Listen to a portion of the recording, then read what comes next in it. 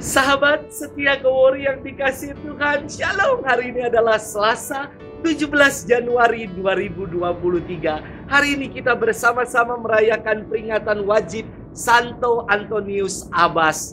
Santo Antonius dilahirkan pada tahun 251 di dusun kecil Mesir. Ketika ia berusia 20 tahun, orang tuanya meninggal dan mewariskan harta yang begitu banyak. Dalam doanya, Antonius mendengar suara yang mengatakan, "Pergilah, jualah apa yang kau miliki dan berikanlah itu kepada orang-orang miskin, maka engkau akan beroleh harta di surga." Antonius mengikuti suara itu sebagai sapaan pribadi Tuhan.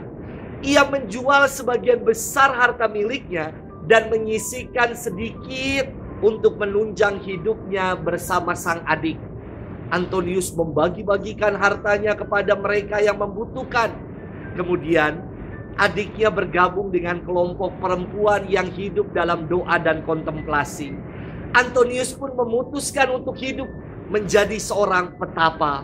Ia mulai hidup dalam doa dan tobat hanya dengan Tuhan saja.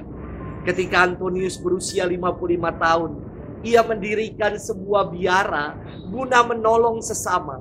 Banyak sekali orang mendengar tentangnya dan mohon saran serta nasihatnya. Salah satu nasihat praktis Antonius sangat bagus sekali. Setan takut pada kita ketika kita berdoa dan bermati raga. Setan juga takut pada kita ketika kita rendah hati dan lemah lembut. Terutama setan takut pada kita ketika kita sangat mencintai Yesus. Dan setan akan lari terbirit-birit ketika kita membuat tanda salib. Ini istimewa sekali. Santo Antonius wafat setelah melewatkan hidupnya yang panjang dalam doa.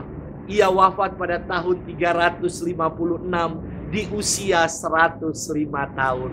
Hari ini kita akan bersama-sama merenungkan firman Tuhan yang diambil dari Injil Markus 2. Ayat 23 sampai dengan 28.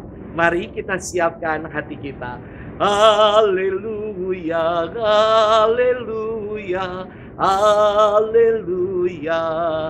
Bapa Tuhan kita Yesus Kristus akan menerangi mata budi kita, agar kita mengenal harapan panggilan kita.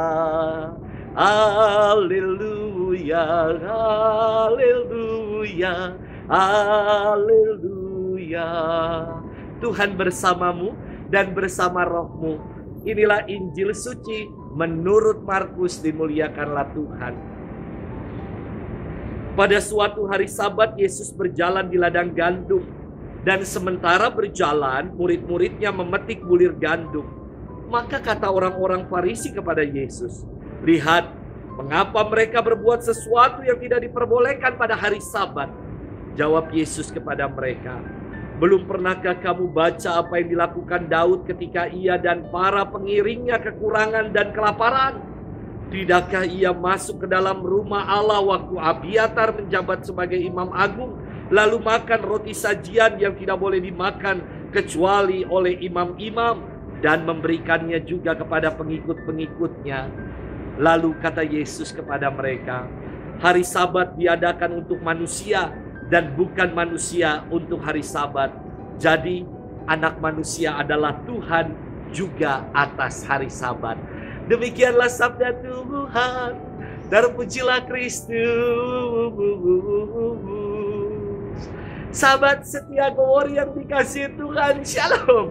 Suatu hari ketika ayah saya sakit dan dalam kondisi kritis, keluarga diminta untuk segera mengurus administrasinya. Padahal karena buru-buru dompet dan kartu-kartu kredit tertinggal di rumah. Namun pihak rumah sakit nggak mau tahu karena aturannya begitu. Miris sekali ya. Ini yang membuat saya akhirnya berikhtiar. Saya nggak mau menerima stipendium dari orang-orang sakit.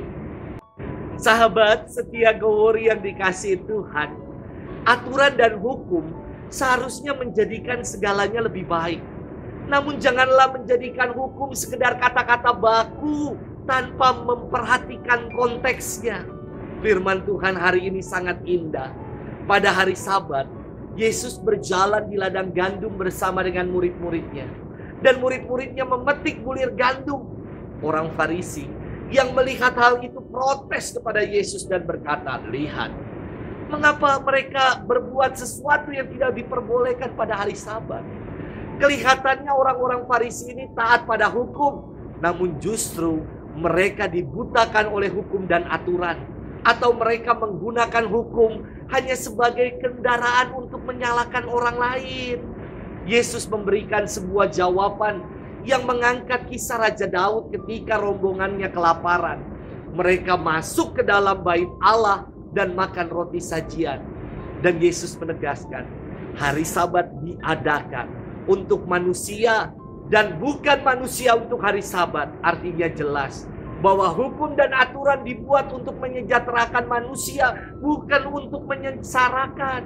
Sahabat setia Kowori yang dikasihi Tuhan, rasanya sungguh sangat prihatin dan miris ketika menyaksikan aturan dan hukum yang hanya dijadikan instrumen dan alat untuk menyengsarakan dan bukan untuk menyejahterakan.